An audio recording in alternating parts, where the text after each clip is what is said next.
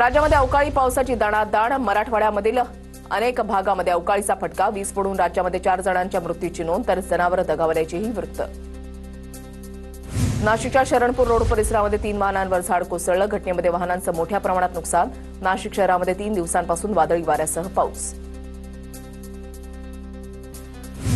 नंदुरबार शहरामधील अनेक परिसरात सलग 6व्या दिवशी अवकाळी पावसाची हजेरी. अचानक आलेल्या पावसामुळे बाजार समितीमधील विक्रीसाठी आलेला धान्यमाल हा खराब होण्याची शक्यता. जळगावच्या रावेरमध्ये वादळी वारा आणि मुसळधार पावसामुळे केळी बागांचं नुकसान. आमदार अमोल जावळे यांच्याकडून नुकसानग्रस्त शेतीची पाहणी. धुळ्याच्या साक्री तालुक्यामधल्या जैताणे परिसरात अवकाळी पाऊस. मुसळधार पावसाच्या हजेरीनं नदी नाले प्रवाहित. अवकाळीमुळे कांदा पिकांचं नुकसान. पुणे जिल्ह्यामध्ये विजांच्या कडकडाटासह मुसळधार पाऊस. रस्त्यावर पाणी साठलं. टोमॅटो आणि कांद्याचं मोठं नुकसान होण्याची शक्यता. पुण्याच्या भोर तालुक्याला वादळी वाऱ्यासह अवकाळी पावसाचा तडाखा. अचानक आलेल्या पावसामुळे शेतकऱ्यांसह बाजार करण्यासाठी आलेल्या ग्रामस्थांची तारांबळ. पुण्याच्या जुन्नरमध्ये अवकाळी पावसाची हजेरी. नदी नाल्यांना पूर. वातावरणामध्ये गारवा निर्माण. नांदेड जिल्ह्यामध्ये वादळी वाऱ्यासह अवकाळी पाऊस. केळी बागेचं मोठं नुकसान. पंचनामे करून नुकसान भरपाई देण्याची शेतकऱ्यांची मागणी. साताऱ्याच्या नागठाणे परिसरामध्ये जोरदार पाऊस. उकाड्यानं त्रस्त झालेल्या नागरिकांना दिलासा. पावसामुळे हवेत गारवा निर्माण. जळगावच्या रावेर तालुक्यामधल्या खानापूरमध्ये अवकाळी पावसाची हजेरी. अनेक ठिकाणी वादळी वाऱ्यासह मुसळधार पाऊस. केळी पिकासह ज्वारी, बाजरी, हळद पिकांचं नुकसान. जळगावच्या मुक्ताईनगर भुसावळमध्ये पहाटेपासून ढगाळ वातावरण. 15 मे पर्यंत जळगावमध्ये अवकाळी पावसाचा अंदाज. ढगाळ वातावरणामुळे नागरिकांना उकाड्यापासून दिलासा. बुलडाणा जिल्ह्यामध्ये अनेक ठिकाणी अवकाळी पावसाची हजेरी. अवकाळी पावसामुळे पिकांचं नुकसान. हिंगोलीमध्ये अवकाळी पावसामुळे मूग पिकांचं मोठं नुकसान. शेतकरी आर्थिक संकटात. वर्ध्यामध्ये पहाटेपासून ढगाळ वातावरण. तीळ उत्पादक शेतकरी चिंतेत. तीळ अवकाळी पावसामध्ये भिजल्यास नुकसानीची शक्यता. वाशिम जिल्ह्यामध्ये ढगाळ वातावरण. काढणीला आलेल्या ज्वारी पिकाला धोका. वाशिम जिल्ह्यामध्ये वाढत्या तापमानाचा टोमॅटो पिकाला फटका. तापमान वाढल्यानं टोमॅटोचं पीक करपलं. वाशिमच्या बाजारामध्ये टोमॅटोला प्रति किलो 30 ते 40 रुपये दर. अकोल्याच्या अकोट तालुक्यामध्ये जोरदार वाऱ्यामुळे केळी पिकांचं मोठं नुकसान. केळी उत्पादक शेतकरी आर्थिक अडचणीत. अकोल्यामध्ये सकाळपासून ढगाळ वातावरण. ढगाळ वातावरणामुळे उकाड्यापासून नागरिकांना दिलासा. अवकाळी पावसामुळे भाजीपाल्याच्या दरामध्ये वाढ. फरसबी, शेवगा, गवार आणि मटारच्या दरांनी 100 ओलांडली.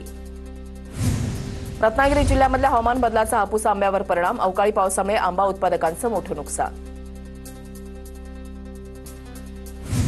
सांगली एपीएमसी आणि पणन महामंडळाकडून आंबा महोत्सवाचं आयोजन. सांगलीकरांचा आंबा महोत्सवाला भरघोस प्रतिसाद.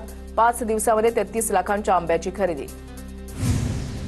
अमरावती शहराला पाणीपुरवठा करणाऱ्या जलवाहिनीला गळती. जलवाहिनीची दुरुस्तीची कामं संध्याकाळपर्यंत पूर्ण होणार. पाणीपुरवठा उद्या पूर्ववत होणार. वाढत्या तापमानामुळे हिंगोली जिल्ह्यातील धरणांच्या पाणी पातळीमध्ये घट. सिद्धेश्वर धरणामध्ये केवळ 9% पाणीसाठा शिल्लक.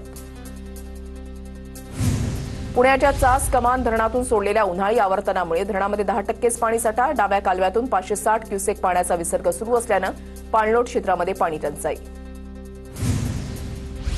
कोल्हापूर जिल्ह्यामध्ये आपत्ती व्यवस्थापन यंत्रणा सज्ज. संभाव्य पुराचा धोका लक्षात घेता तयारी पूर्ण. यंदा सरासरीपेक्षा जास्त पाऊस पडण्याचा हवामान खात्याचा अंदाज. पुण्याच्या भोरमध्ये पंचायत समिती आणि तालुका कृषी अधिकारी यांच्यामध्ये संयुक्तपणे खरीप हंगाम नियोजन बैठक. शेतकऱ्यांच्या उत्पन्न वाढीसाठी बैठकीमध्ये चर्चा. उद्धव ठाकरेंच्या मार्गदर्शनाखाली शिवसेनेची 17 मे रोजी बैठक. शिवसेना भवनमध्ये आमदार, खासदार, जिल्हाप्रमुख उपस्थित राहणार. शिवसेनेच्या वर्धापन दिनाच्या पार्श्वभूमीवर बैठक बोलावल्याची माहिती. बीडच्या अमळनेरमध्ये भाजपचा राष्ट्रवादी काँग्रेसला धक्का. राष्ट्रवादी काँग्रेसमधील बड्या पदाधिकाऱ्यांचा भाजपामध्ये प्रवेश. भाजपचे प्रदेशाध्यक्ष चंद्रशेखर बावनकुळे यांच्या उपस्थितीमध्ये प्रवेश. पुण्यामध्ये शरद पवारांच्या राष्ट्रवादीकडून पोस्टरबाजी. अजित पवार आणि सुप्रियाताईंनी पुन्हा एकत्र यावं. सुप्रियाताई साहेबांची इच्छा पूर्ण करा. पवार गटाच्या कार्यकर्त्यांकडून बॅनरबाजी. नाशिकमध्ये ठाकरेंच्या शिवसेनेची बॅनरबाजी. आमचा नेता येतोय, गद्दारांचा हिशोब घ्यायला. बॅनरवर आशय. शिवसेना उपनेते अद्वै हिरेनकडून बॅनरबाजी. नाशकात आगामी महापालिका निवडणुकांच्या पार्श्वभूमीवर शिवसेना ऍक्टिव्ह मोडवर. स्थानिक नेते आणि पदाधिकाऱ्यांच्या उपस्थितीमध्ये बैठक. भिवंडी तालुक्यामधील 121 ग्रामपंचायत सरपंच पदाचे आरक्षण सोडत संपन्न. उपविभागीय अधिकारी अमित सानप आणि तहसीलदार अभिजित खोलेंच्या उपस्थितीमध्ये आरक्षण सोडत संपन्न. जळगावच्या धरणगावमधील निंभोरे दहीदुला गावातील ग्रामस्थांचं जिल्हा परिषदेमध्ये ठिय्या आंदोलन. ग्रामसेवकाच्या मनमानी कारभारामुळे 100 पेक्षा जास्त ग्रामस्थ घरकुलापासून वंचित. भाजपच्या अमरावती ग्रामीण जिल्हाध्यक्षपदी रविराज देशमुख तर महानगर प्रमुखपदी डॉक्टर नितीन धांडेंची निवड. स्थानिक स्वराज्य निवडणुकीच्या पार्श्वभूमीवर भाजपमध्ये मोठे फेरबदल. शिर्डीच्या साईबाबा संस्थानमध्ये तिरुपतीच्या बालाजीच्या धर्तीवर नवीन डोनेशन पॉलिसी. 10,000पेक्षा जास्त डोनेशन देणाऱ्या भाविकांना व्हीआयपी आरतीचा लाभ मिळणार. यापूर्वी 25,000पेक्षा जास्त देणगी देणाऱ्यांना व्हीआयपी आरतीचा लाभ मिळायचा. राज्यामधील आशा सेविकांचा 20 मे रोजी संप. आशा सेविकांच्या संपाला देशातील 10 केंद्रीय कामगार संघटनांचा पाठिंबा. संपामुळे आरोग्याशी संबंधित कामांवर परिणाम होण्याची शक्यता. नाशिकच्या मनमाडमध्ये प्रलंबित मागण्यांसाठी महावितरणचे वायरमॅन लाईनमॅन यांचं आंदोलन. विद्युत खांबावर काम करण्यासाठी सुरक्षेच्या दृष्टीनं लागणारं साहित्य देण्याची मागणी.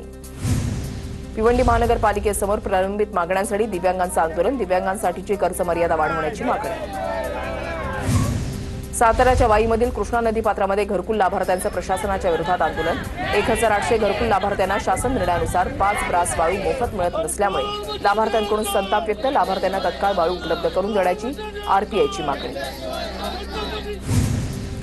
दिल्लीमध्ये उद्या छत्रपती संभाजी महाराजांच्या जयंतीनिमित्त राष्ट्रीय महोत्सवाचं आयोजन. जयंती साजरी करण्यासाठी नांदेडवरून शंभूप्रेमी दिल्लीसाठी रवाना. जळगाव जिल्हाधिकारी कार्यालयामध्ये जवानांच्या कुटुंबियांच्या समस्या सोडवण्यासाठी सेवा दिनाचं आयोजन. जिल्हाधिकारी आयुष प्रसाद यांनी सैनिकांच्या कुटुंबियांच्या समस्या जाणून घेतल्या. पुण्यामध्ये 10वीचा निकाल जाहीर झाल्यानंतर विद्यार्थ्यांचा जल्लोष. पुण्यामधील रावी नामजोशी विद्यार्थिनी 100 पैकी 100 गुण प्राप्त केले. रावीचं सर्वत्र कौतुक. बीडच्या केस तालुक्यामधल्या कानडी माळी गावातील खदानीमध्ये 25 वर्षीय तरुण बुडाल्याची घटना. एनडीआरएफ आणि अग्निशमन दलाकडून शोध. पाण्याची खोली जास्त असल्यामुळे शोध घेण्यात अडथळे. नाशिकच्या वडाळा नाका परिसरामध्ये सिटी लिंक बसचा अपघात. बसची 3 गाड्यांना धडक. वाहनाचं मोठं नुकसान. बसवरील नियंत्रण सुटल्यानं अपघात झाल्याची माहिती. छत्रपती संभाजीनगरच्या रांजणगाव टवाळखोर तरुणांचा गोंधळ. पेट्रोल दिले नाही म्हणून तरुणांचा चाकू दाखवत धुमाकूळ. पोलिसांकडून आरोपींचा शोध सुरू. वसई तालुक्यातील कामन चिंचोटी परिसरामधील नदी नाल्यांची जागा माती भराव टाकून भूमाफियांनी हडपल्याचा प्रकार. याबाबत प्रशासनाकडे तक्रार देऊनही कारवाई होत नसल्यानं स्थानिक आक्रमक. बीड पोलिसांकडून गुन्हेगारांवरील कारवाईचा धडाका सुरूच. बीडमध्ये आणखी 4 गुंडांवर एमपीडीए कायद्याअंतर्गत कारवाई.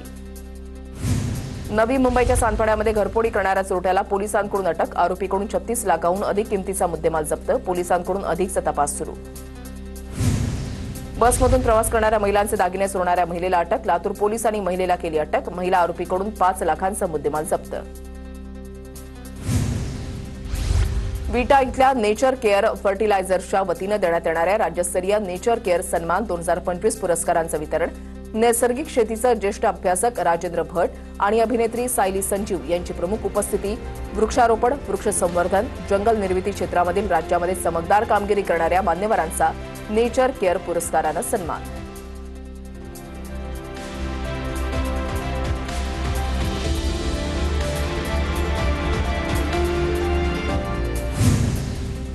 परभणीच्या गंगाखेडमध्ये बांधकाम कामगारांना शासकीय योजनेचं साहित्य वाटप. 746 बांधकाम कामगारांना गृहोपयोगी साहित्य संचाचं वाटप.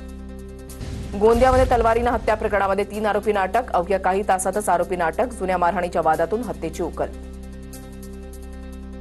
गोंदियाच्या रामजीटोला मुंडीपार रस्त्यावर अज्ञात वाहनाच्या धडकेमध्ये हरणाचा मृत्यू. मृत हरणाचे वन विभागाकडून अंत्यसंस्कार. सोलापूरमध्ये पेन्शनची रक्कम नातेवाईकांना दिल्यानं मुलाकडून आईला कुकरनं मारहाण. जेलरोड पोलिसांकडून मुलगा हर्षल चिंचणपुरे याला अटक.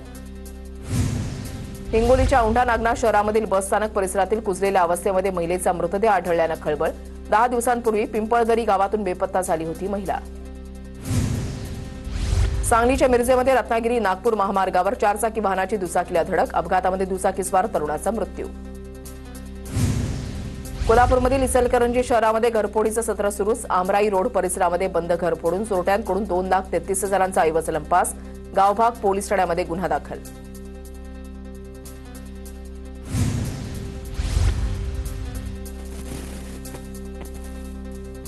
जळगावच्या यावल शहरामध्ये चोरट्यांचा धुमाकूळ. सराफा दुकान फोडण्याचा प्रयत्न करणारे 4 जण सीसीटीव्ही कॅमेऱ्यामध्ये कैद.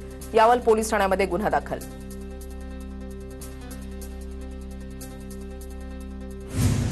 गडचिरोली पोलिसांच्या ऑपरेशनमध्ये नक्षलवाद्यांचा तळ उद्ध्वस्त, नक्षल्यांचा मोठा शस्त्रसाठा जप्त, पोलिसांचा परिसरामध्ये 24 तासांपासून सर्च ऑपरेशन सुरू. पुण्याच्या भोरमध्ये खरीप हंगामपूर्व शेतकरी कार्यशाळेचं आयोजन, आधुनिक तंत्रज्ञानाविषयी प्रात्यक्षिकासह तज्ज्ञांकडून मार्गदर्शन, पंचायत समितीच्या सभागृहामध्ये कार्यशाळेचं आयोजन. कोल्हापूर विमानतळाच्या संरक्षक भिंतीला लागून असलेला उजळाईवाडी नेरली तामगाव रस्ता बंद, भारत पाकिस्तान तणावाच्या पार्श्वभूमीवर विमानतळ सुरक्षेसाठी रस्ता बंद केल्याची माहिती. यवतमाळच्या फुलसावंगी राहूर शिलपुरी मार्गाची अवस्था बिकट, खड्ड्यांमुळे रस्त्यावर गाडी चालवताना वाहन चालकांची कसरत, कंत्राटदारावर कारवाई करण्याची मागणी. सांगलीच्या पोलीस तालुक्यामधल्या रामानंदनगर झोपडपट्टी धारकांचं शोले स्टाईल आंदोलन, रेल्वे प्रशासनानं झोपडपट्टी हटवल्यानंतर पुनर्वसन करण्याची नागरिकांची मागणी. वर्धा जिल्ह्यामध्ये पक्षी गणनेमध्ये 64 पक्षी प्रजातींची नोंद, ग्लोबल बिग डे पक्षी गणनेच्या निमित्तानं वर्धा जिल्ह्यामधल्या विविध अधिवासामध्ये पक्षी निरीक्षण. सातारा नगरपालिकेच्या सर्व्हेमध्ये शहरातील 300 इमारती धोकादायक, पालिकेकडून संबंधित घरमालकांना बजावल्या नोटिसा. बीडच्या साक्षाळ पिंपळीमध्ये ग्रामदैवत साक्षात माता यात्रा महोत्सवाच्या निमित्त भव्य कुस्ती स्पर्धा संपन्न, राज्यभरातील कुस्तीपटूंची कुस्तीच्या आखाड्याला हजेरी.